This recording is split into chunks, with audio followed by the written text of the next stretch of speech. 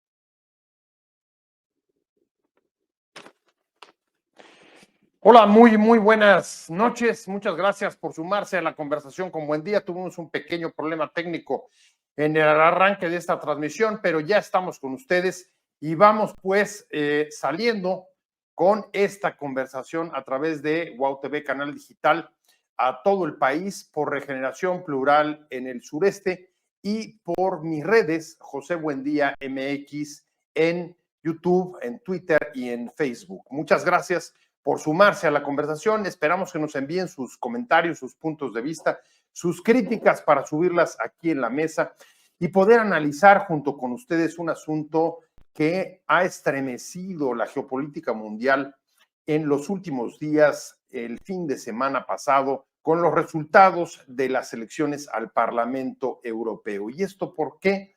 Porque en los resultados de las elecciones parlamentarias europeas se registra un fuerte avance de los partidos de ultraderecha que logran conformar un bloque cercano más o menos al 25% del total de los diputados de ese parlamento, aunque los partidos que han, digamos, hegemonizado el Parlamento Europeo, que han mantenido la cohesión y sobre todo el proyecto europeísta, los socialistas verdes y los conservadores, han logrado retener la mayoría, pero una mayoría que va a dar por resultado una legislatura riesgosa por justamente el ascenso de la ultraderecha.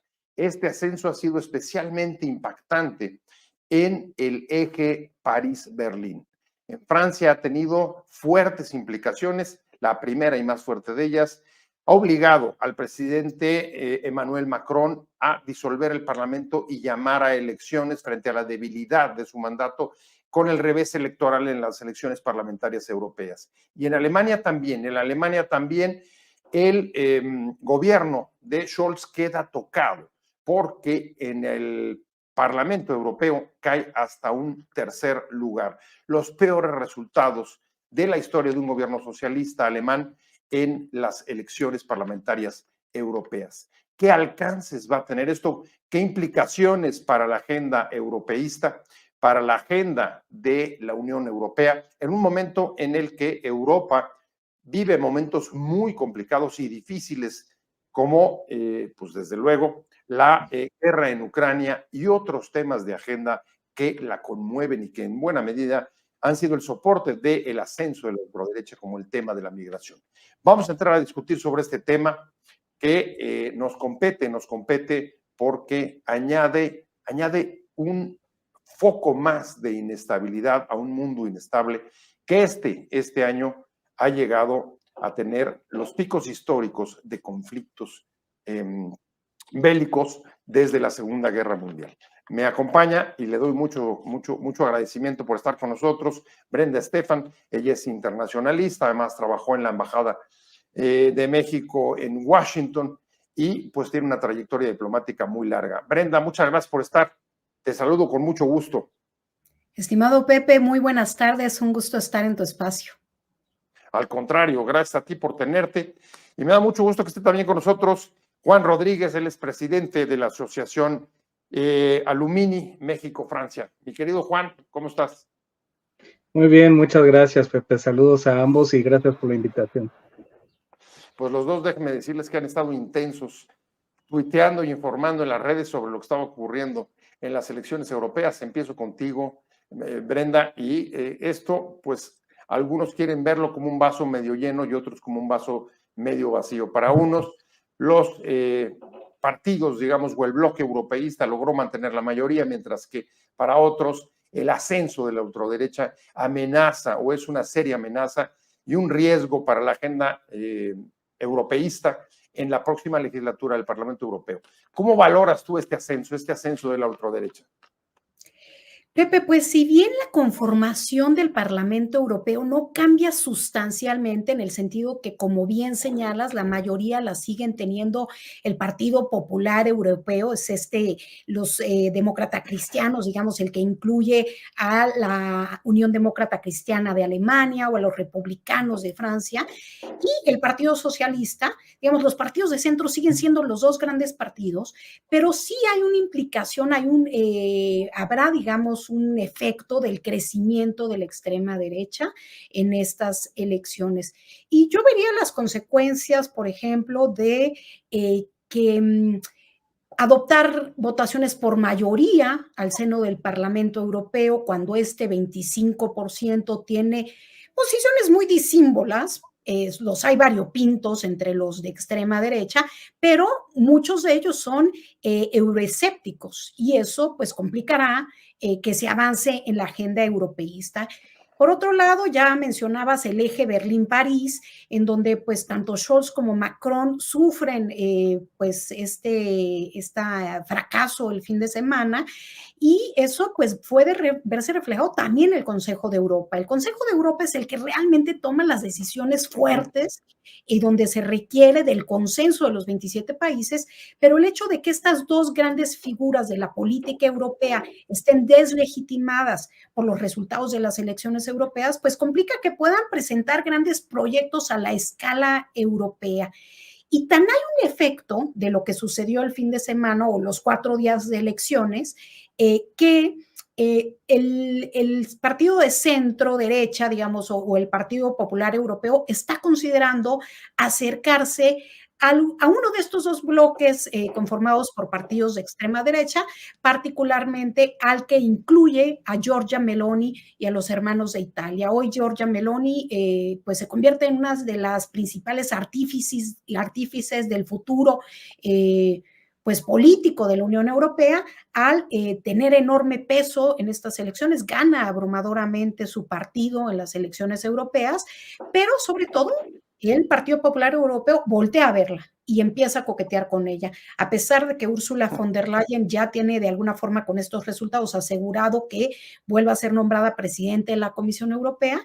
Ella misma ha hablado de la importancia de voltear a negociar con partidos como Hermanos de Italia. Y entonces, pues todo esto va a tener un efecto, yo diría, para los ciudadanos de Europa, para el mundo en un momento geopolítico tan convulso como ya mencionabas. De entrada, pues seguramente políticas migratorias más restrictivas, ¿no? Y también el tema de frenar un poco la agenda verde. Estos grupos de extrema derecha están en contra de la agenda verde, muchos de ellos movilizados por los agricultores en Francia y Alemania que se manifestaron en los últimos meses y que, bueno, se vio en los resultados electorales, tuvieron un efecto. Los verdes cayeron 30%, a pesar de que les fue muy bien en países como Suecia. Les fue tan mal en Alemania y Francia, que son donde hay más número de eurodiputados, que cayeron 30%, Pepe.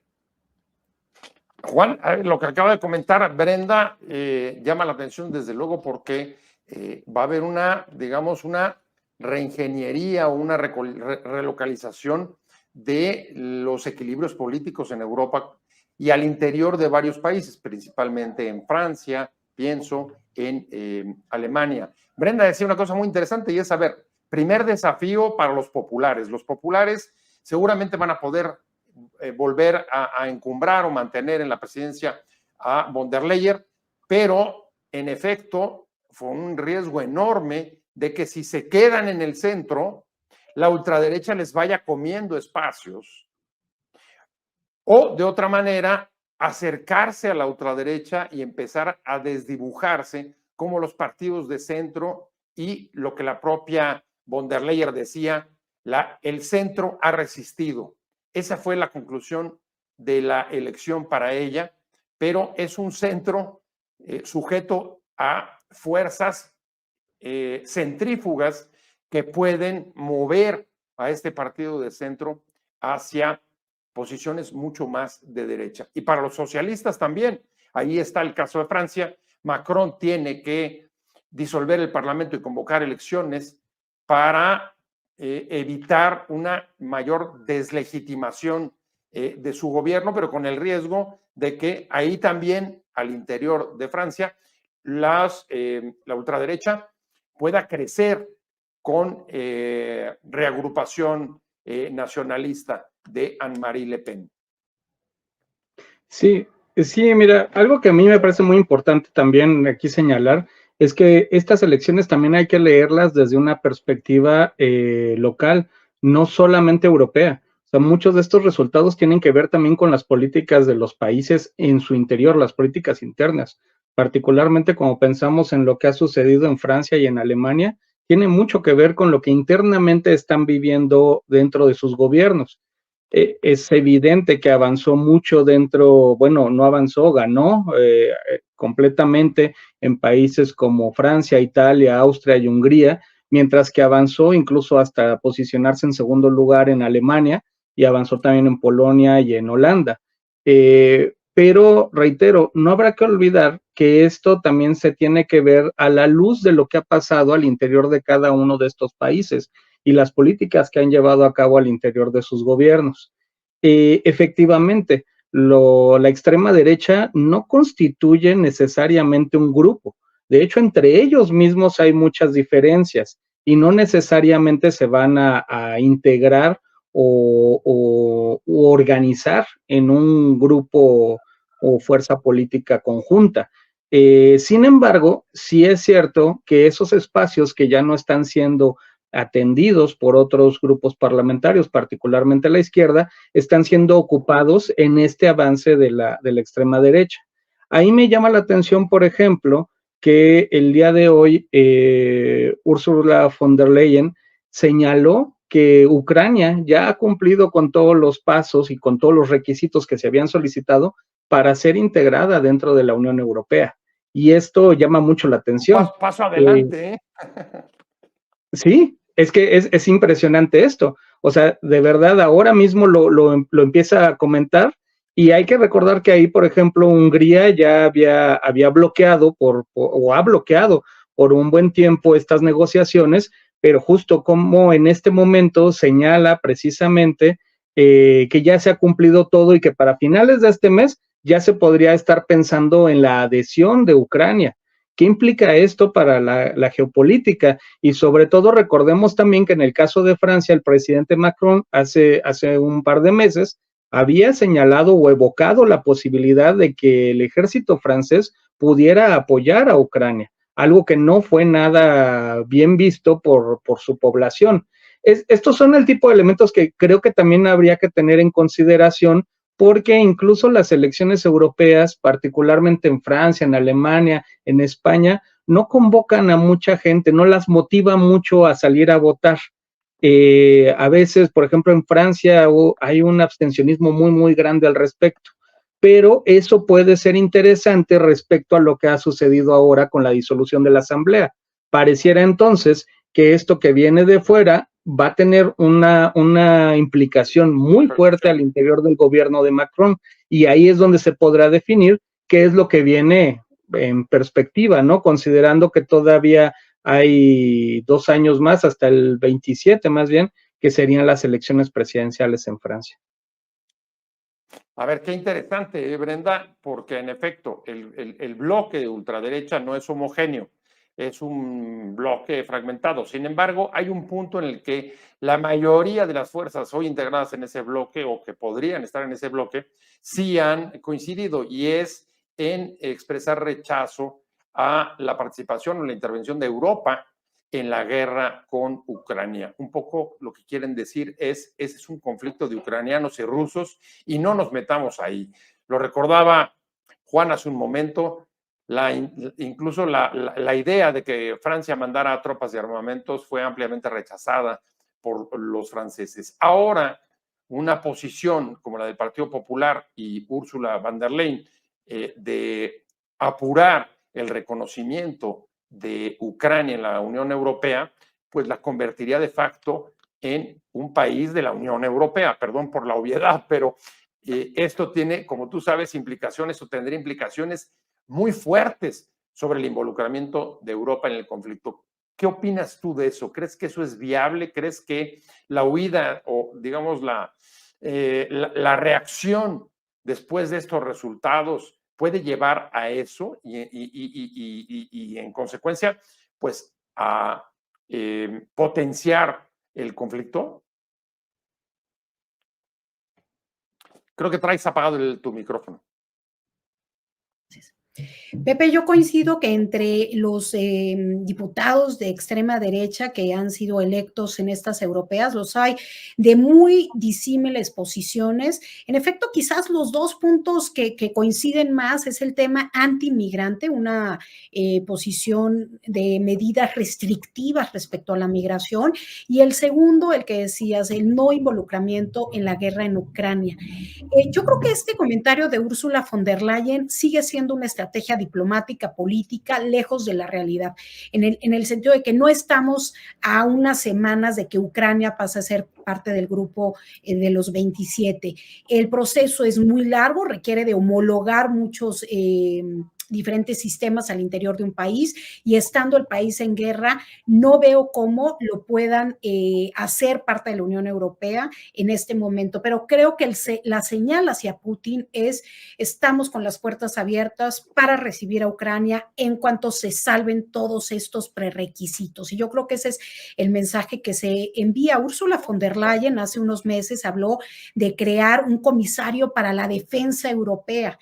La Unión Europea ha pasado de ser un mero mercado común y un espacio de libre tránsito de personas y bienes a ser un actor geopolítico clave, sobre todo a partir de la guerra en Ucrania. Nunca se pensó que podrían dedicarle fondos a comprar armamento para apoyar a un país vecino, cuando eso está hoy sucediendo. Y yo creo que este es uno de los temas que va a estar debatiéndose mucho en los siguientes meses en el seno de la Unión Europea, y juega una posición no solamente en la conformación del Parlamento, sino sobre todo el Consejo Europeo. Y ahí también la extrema derecha ha crecido en representatividad. Si pensamos que al menos una media docena de países tienen hoy en Europa un gobierno que tiene una coalición que incluye a la extrema derecha de alguna forma, o apoyada por la extrema derecha, de forma que estas voces se harán más fuertes. Y lo que decíamos hace rato de un Partido Popular Europeo volteando hacia, digamos, la extrema derecha soft, entre comillas, digamos, la de Giorgia Meloni, la que enarbola es euroescéptica soft, entre comillas, pues también se refleja también en lo local, como bien decía Juan Antonio, el tema de Francia.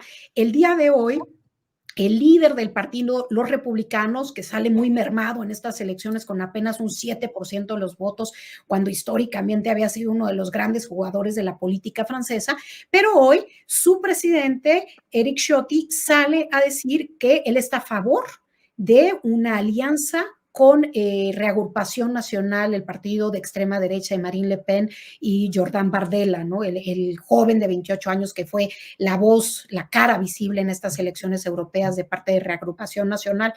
Y bueno, esto lo hacen porque cuando Macron decide llamar a elecciones y disolver la asamblea, cosa que ha sucedido 5 veces en la historia de Francia, pues digamos que se vuelven a barajear las cartas. El presidente Macron no se va a ir de su posición de presidente durante los próximos 3 años, porque él tiene un mandato de 5 años y apenas lleva 2, pero su gobierno sí podría cambiar. Y hoy, pues la apuesta que hizo el presidente Gallo es enorme, porque podría sí su partido Renaissance, de Renacimiento, volver a tener una mayoría relativa como la que tiene, o incluso en un caso de muchísimos cambios, una mayoría absoluta, lo cual se ve muy poco probable, pero sí existe la posibilidad de que gane algún otro partido, ya sea una alianza de partidos de izquierda que se está hoy también tratando de armar en Francia, o bien la extrema derecha, increíble, pero podría, y sobre todo si los republicanos se suman a Reagrupación Nacional, ganar las elecciones, y entonces veríamos en Francia un gobierno de cohabitación, es decir, un presidente de un partido con un primer ministro y un gabinete de otro, algo que no sucede desde la época de Jacques Chirac, y que complicaría pues también las posiciones que ha tenido Emmanuel Macron en materia de la guerra con Ucrania, pues que para muchos han sido algo belicistas y que es lo que critica, digamos, este grupo de derecha y extrema derecha que pues se sienten desilusionados con el gobierno de Macron. Entonces, creo que lo que está en juego es enorme y bueno, el caso de Alemania, pues si quieren después le entramos, pero también es todo un tema. Sí, sea causa o sea efecto, como tú decías, Juan, el hecho es que el avance de la ultraderecha está cimbrando a los 2 países del eje, París-Berlín. En el caso de Francia, generando pues una perspectiva de que los franceses vayan a las urnas convocados entre 2 bloques absolutamente confrontados. Por un lado, si los republicanos se unieran a Reagrupación Nacionalista de la ultraderecha de Marine Le Pen, pero también del otro lado Macron trata de hacer una jugada sumando con candidaturas comunes a socialistas, verdes y conservadores, me parece, ¿no?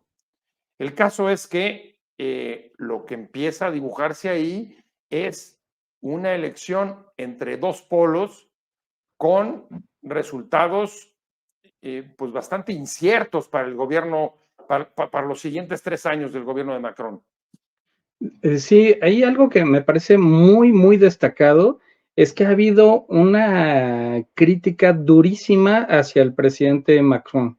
Desde su anuncio mismo, se le ha señalado incluso como un pirómano de la República, como el causante de una deflagración en la República Francesa. Y esto ha generado también, más allá incluso de estas críticas, más allá de todo lo que podría ser analizado desde un aspecto puramente político, ideológico, también hay elementos importantes, precisamente en las agrupaciones que se están generando. Al día siguiente, es decir, ayer, apareció un sitio internet que se dio casi a la par de una declaración de François Ruffin de la Francia insumisa, en donde convocaba a conformar un frente popular, le Front Populaire. Este frente popular es muy interesante que tomen esta frase o este nombre, esta denominación, porque el Frente Popular tiene raíces históricas, particularmente en 1936, con Léon Blum y con Maurice Thierry, porque ellos particularmente fueron los que señalaron en aquel entonces la gravedad y la peligrosidad del avance del nazismo en aquel tiempo. No es un azar que estén señalando ahora esa denominación para un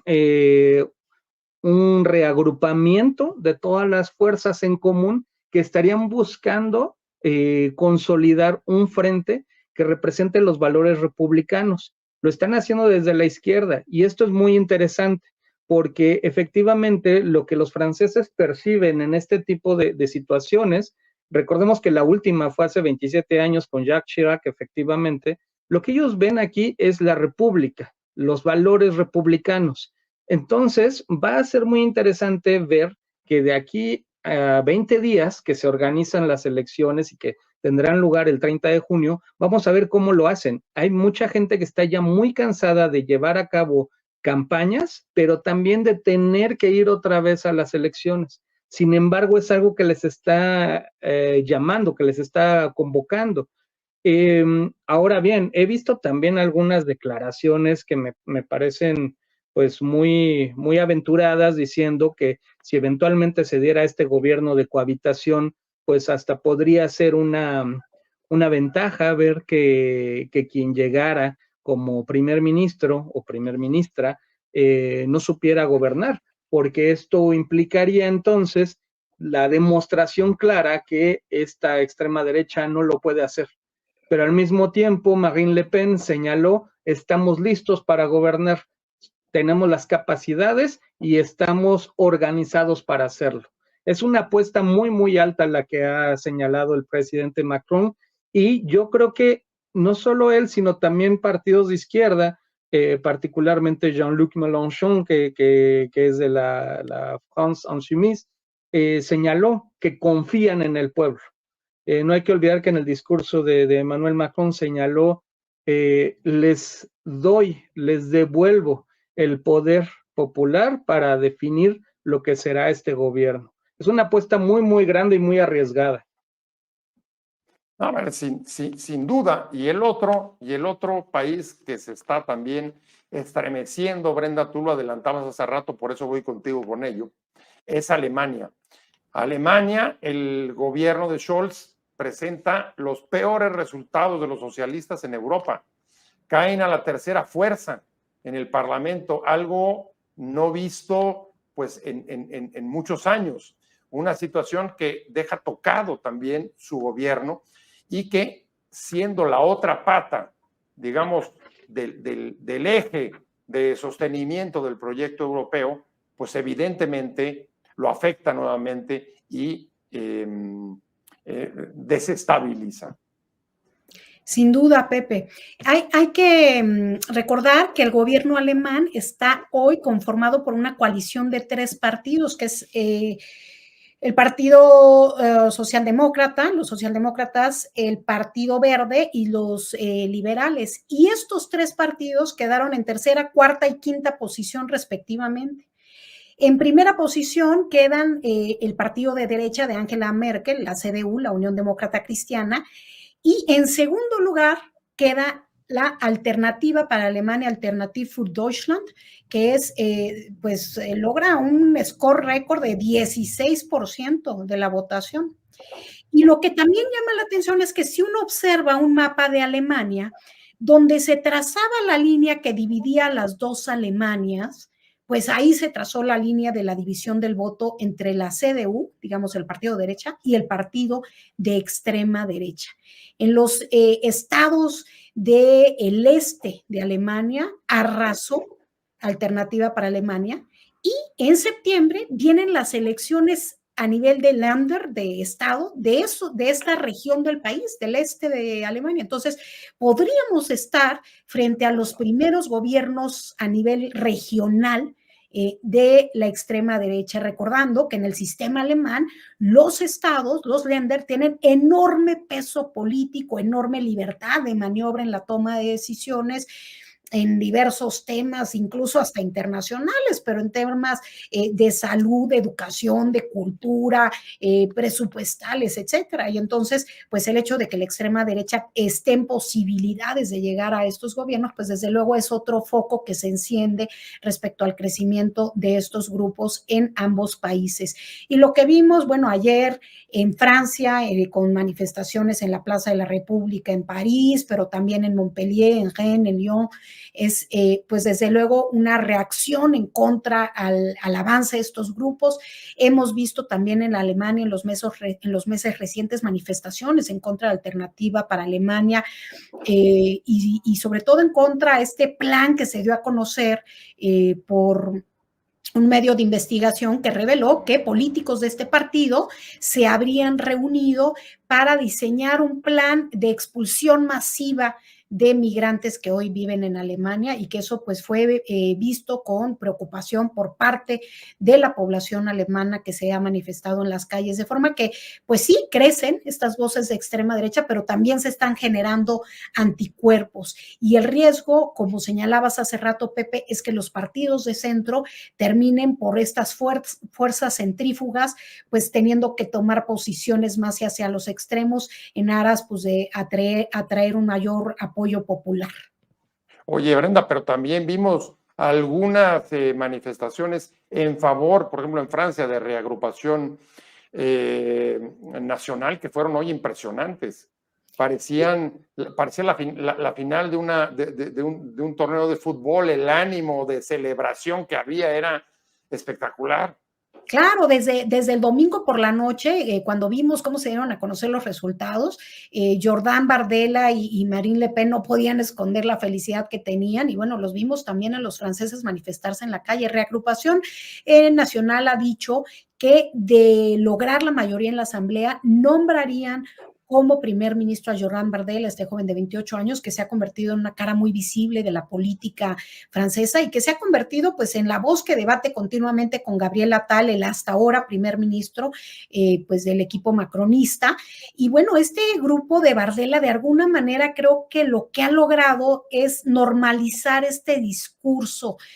Hasta cierto punto el hecho de presentar, ellos se han quizás limitado un poco en sus posiciones, se han desmarcado de Alternativa para Alemania, por ejemplo. Marine Le Pen ha dicho que ellos no coinciden con la visión de Alternative für Deutschland porque la consideran demasiado radical y bueno, están ellos también tratando de alejarse un poco del extremo y de normalizar muchos de sus postulados en un momento desde luego en donde el tema migratorio ejerce enorme presión en los países europeos, pues este discurso antimigrante pues también encuentra tierra fértil y bueno, ahí están también como señalabas las manifestaciones en las calles, lograron el 31.5% de los votos en la europea, pero hay que recordar que si le agregamos el voto de Reconquista, el otro partido de extrema derecha encabezado por la sobrina de Marine Le Pen, Marion Maréchal Le Pen, si le sumamos eso, pues es casi el 40% de los votos. Entonces, de ese tamaño, claro, con la tasa de participación baja, etcétera, pero de ese tamaño es la manifestación de la extrema derecha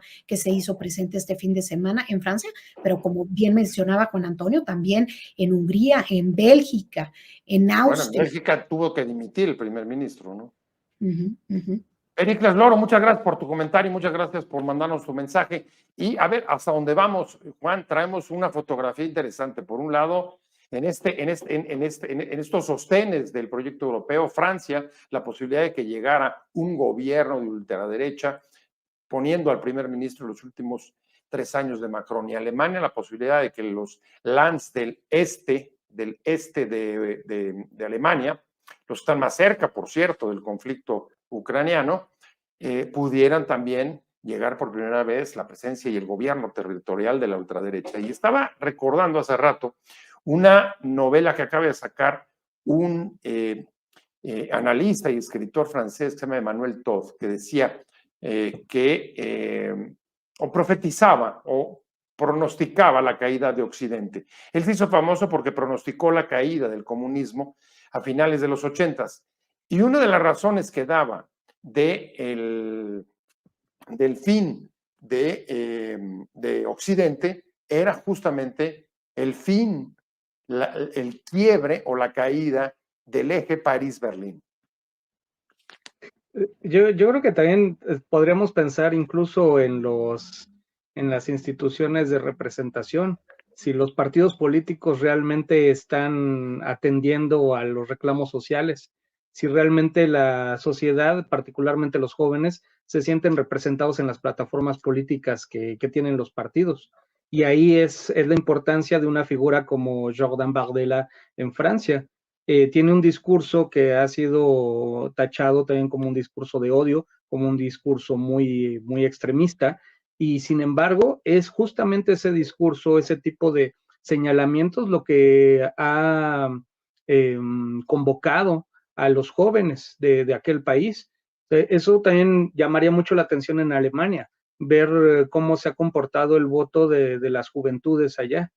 Y claro, entonces a eso hay que sumarle otros elementos que tienen que ver con pues, la convivencia social, particularmente la apreciación o no de la migración y en particular esto que yo diría incluso tiene que ver con aspectos muy, muy íntimos, muy integrados ya en la sociedad francesa, por ejemplo, que tienen que ver con la religión, el Islam en particular y todas las manifestaciones que se han visto de una u otra forma presentes a lo largo de las últimas decisiones políticas.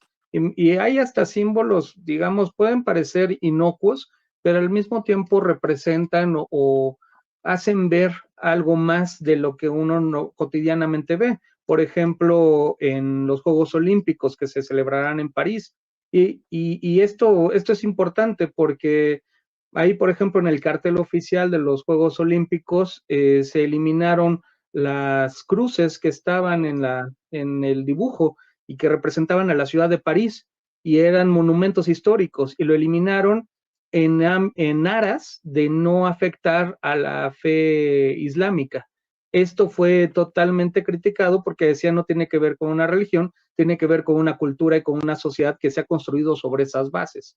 Incluso en Italia lo fue cuestionado por un eurodiputado italiano diciendo ¿a poco si esto se llevara a cabo dentro de un país musulmán eliminarían sus símbolos religiosos en reconocimiento a lo que somos los europeos?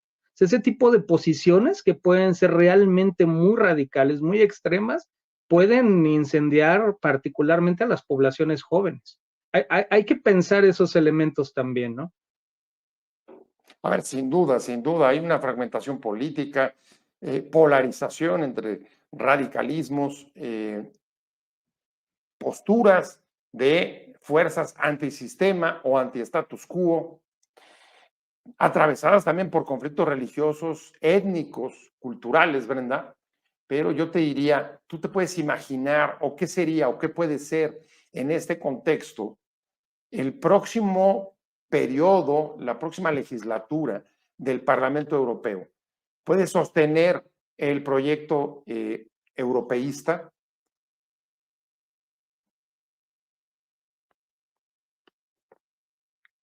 Me apagó, pero ahí vienes. Es que tengo bebés y si no se oyen los gritos.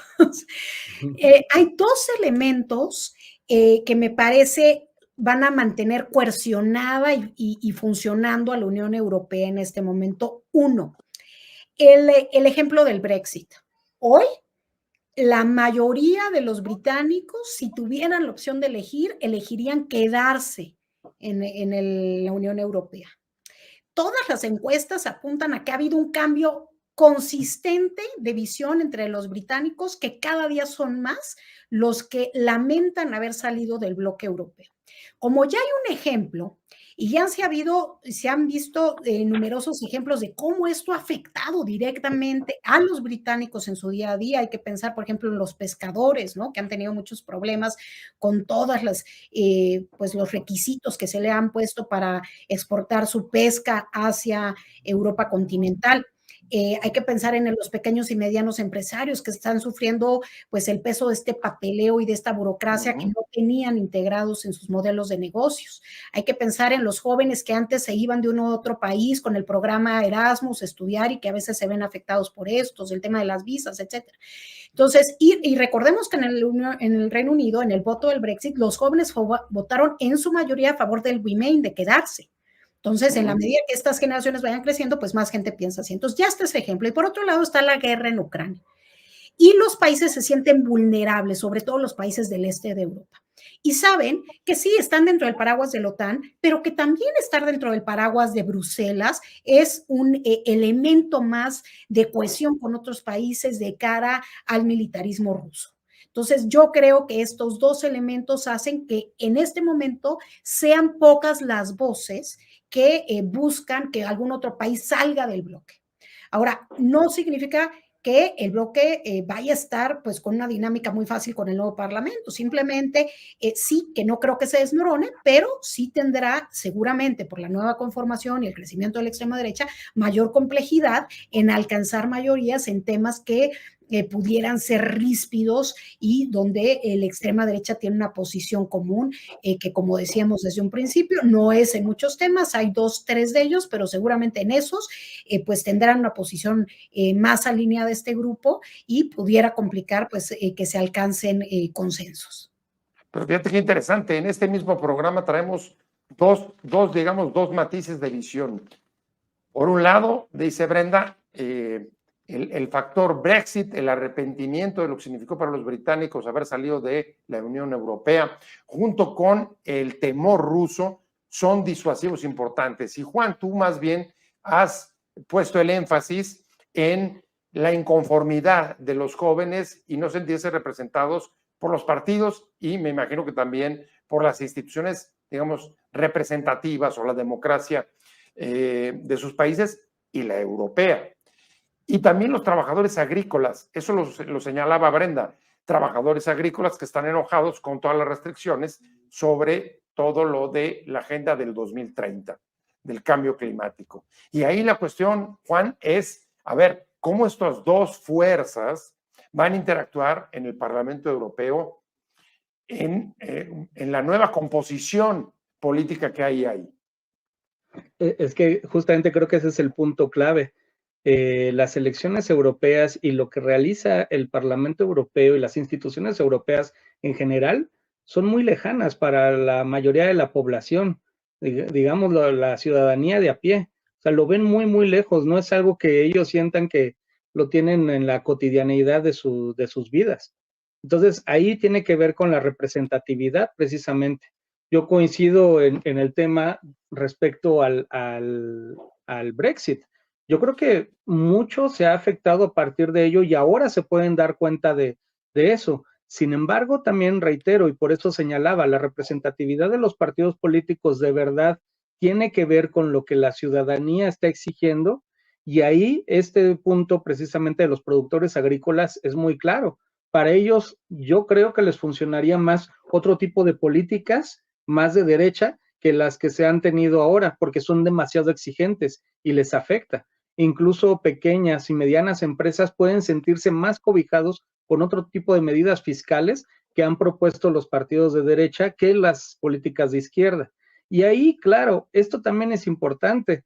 Hace unos años, hace 10 años, yo te diría, Marine Le Pen y su agrupación eran completamente alejados del proyecto de la Unión Europea. Y ahora por ahí es por donde encontraron la manera de entrar y de posicionarse.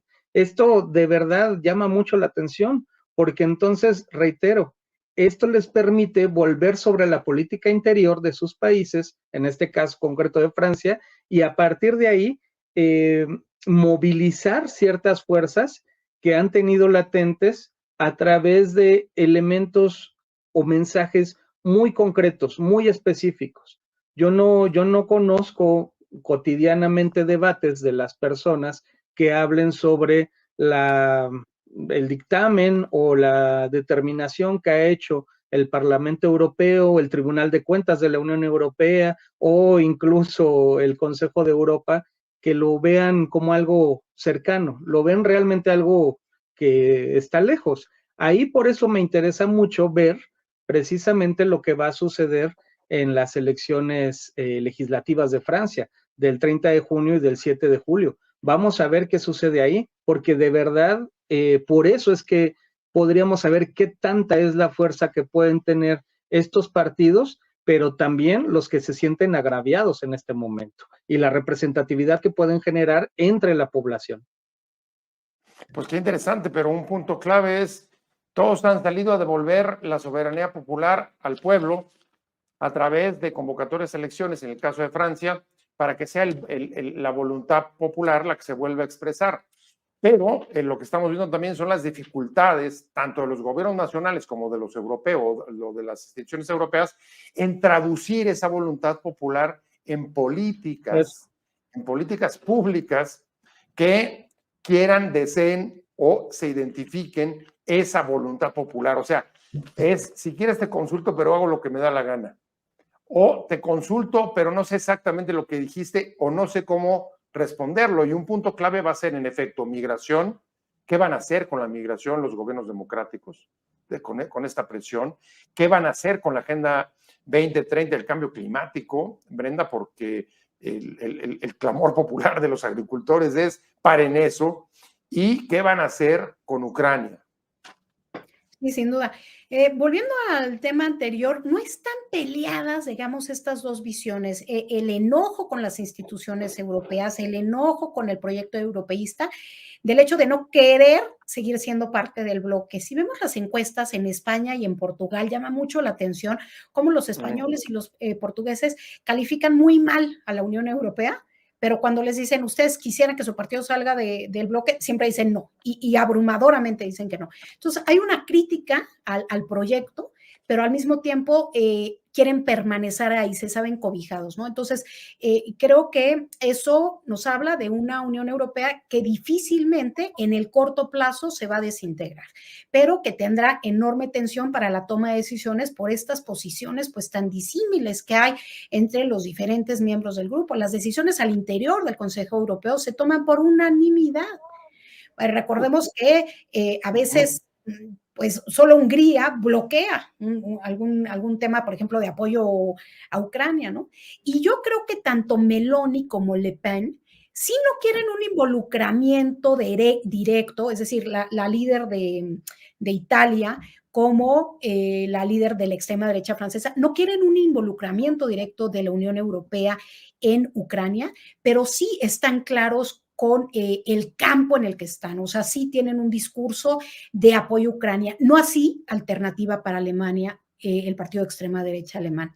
Ahí sí el discurso es muy diferente, ahí sí el discurso habla de que su aliado natural debería ser Rusia, el aliado natural de Alemania debería de ser Rusia porque les vendía gas barato por su cercanía, por la historia, etcétera. Entonces, ahí hay pues líneas que pueden dividir a estos grupos y donde, como se ha dicho reiteradamente en el programa, pues se va a complicar que ellos mismos, dentro de sus posiciones de extrema derecha, puedan formar bloques o apoyar posiciones en este mundo en donde, pues, como decíamos, Bruselas está obligado a jugar un rol geopolítico que quizás hace unos años era menor, pero que hoy es colosal.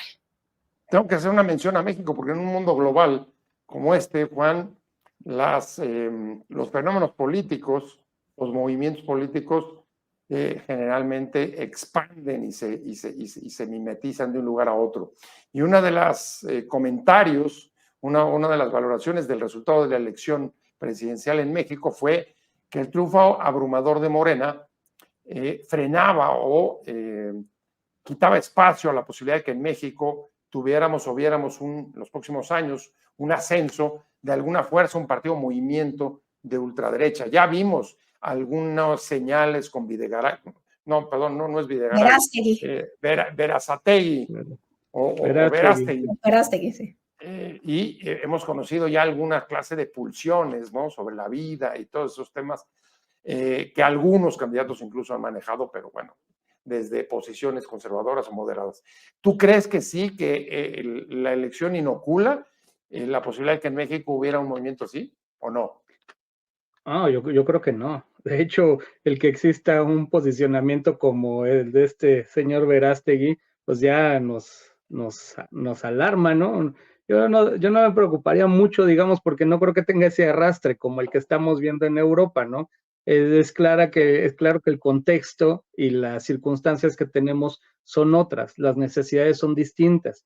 Incluso este señor me llamó la atención porque felicitó a todos los líderes de la extrema derecha vía Twitter, incluida a Marine Le Pen, y luego tuvo que bajar el Twitter porque se dio cuenta que sus posiciones, no particularmente respecto al aborto, no correspondían con las que él manifestaba. Y a eso iba, ¿no?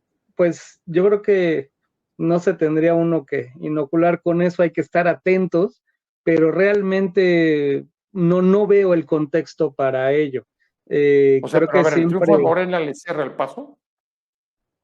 Yo pensaría que por ahora sí, yo pensaría que sí, pero sí sería una situación de, yo llamaría que siempre tenemos que tener una especie de alerta, porque precisamente se pueden generar posiciones absolutamente extremas a partir de un triunfo tan abrumador, ¿no? Puede ser que mucha gente se sienta fuera de ese proyecto y entonces empiecen a adoptar posiciones más extremas, pero la verdad es que yo reitero, el contexto, las condiciones, las circunstancias que tenemos en nuestro país son otras. Creo además que esto, tal vez en relación con lo que vemos en Europa, tendríamos que verlo más en el sentido del acuerdo global con la Unión Europea.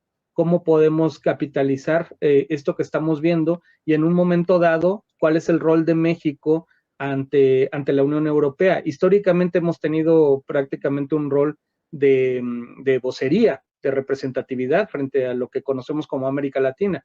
¿Cómo vamos a estar hoy con ello? Y ahí es donde me llama mucho la atención la posición de la presidenta electa, porque precisamente tuvo una apertura muy grande a nivel global, su triunfo y la comunicación que tuvo en diversos medios de comunicación, particularmente en la Unión Europea. Eso a mí me llama mucho la atención, porque nos está hablando entonces también de una perspectiva distinta, una perspectiva política distinta hacia el exterior de nuestro país.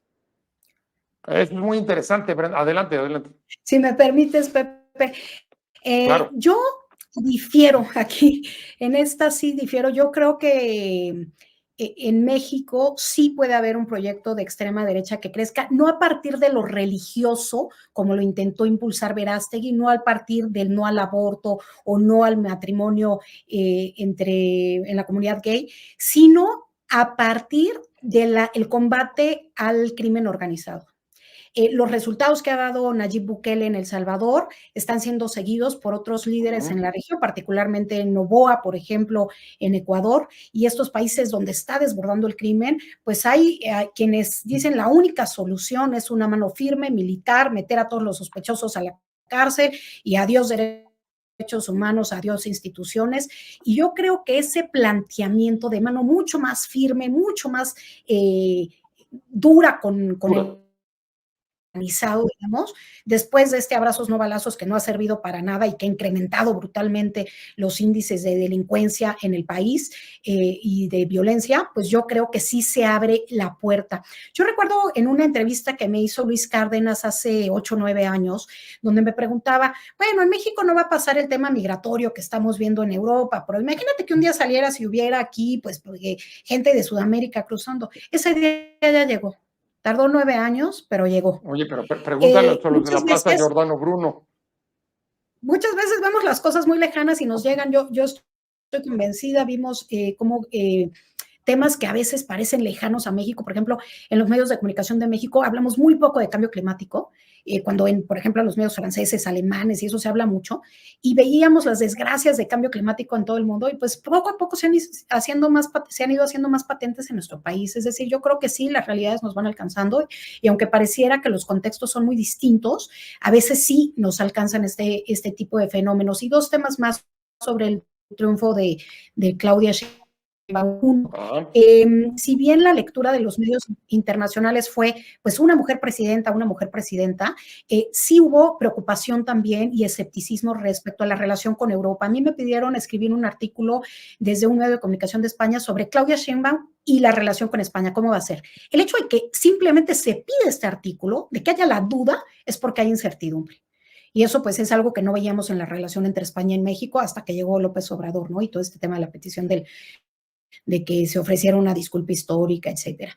Y por otro lado, creo que desde luego lo que se abre es una oportunidad para volver a una presencia de México en el mundo y dejar pues atrás esta esquizofrenia que nos ha caracterizado en los últimos 6 años y pues volver a tomar la diplomacia mexicana en serio y apostarle con visión y recursos. Y yo creo que, bueno, pues eso es algo que apenas estamos por conocer cuál es la posición que toma, y una prueba de ello, lo mencionaba Juan Antonio, sería el acuerdo de libre comercio con Europa, que ha estado en la congeladora por temas ideológicos, pero que traería beneficios para México, particularmente para productos como el café, el cacao, el plátano, y que, bueno, pues sería bueno reactivar. Vamos a ver si hay voluntad de parte del próximo gobierno.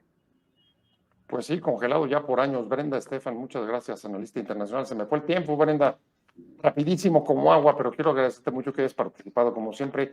Un honor que hayas estado con nosotros y, por supuesto, conocer tus puntos de vista. Gracias a ti, Pepe, como siempre, un gusto estar en tu espacio. Y mi querido Juan Rodríguez, presidente de la Asociación Alumini México-Francia, pues va a haber que seguir de cerca este tema. Sí, cómo no. Muchas gracias, Pepe, por la invitación. Gracias, Brenda, por el diálogo y un gusto estar aquí con ustedes. Gracias a ambos, pero sobre todo a usted por haber estado con nosotros hoy aquí en Conversando con Buen Día. Nos vemos el próximo jueves, como todos los martes y jueves a las 7 de la tarde. Recuerde, vamos subiendo, si nos ayuda suscribiéndose a mi canal de YouTube, podemos ir más rápido y extender esta conversación. Gracias a WOW TV, estamos saliendo a través de su plataforma digital a todo el país, así como por Regeneración Plural en el sureste y por mis redes José Buendía MX en YouTube, Twitter y Facebook. Nos vemos, que tengan una muy buena semana. Hasta luego, hasta el jueves. Nos vemos, adiós.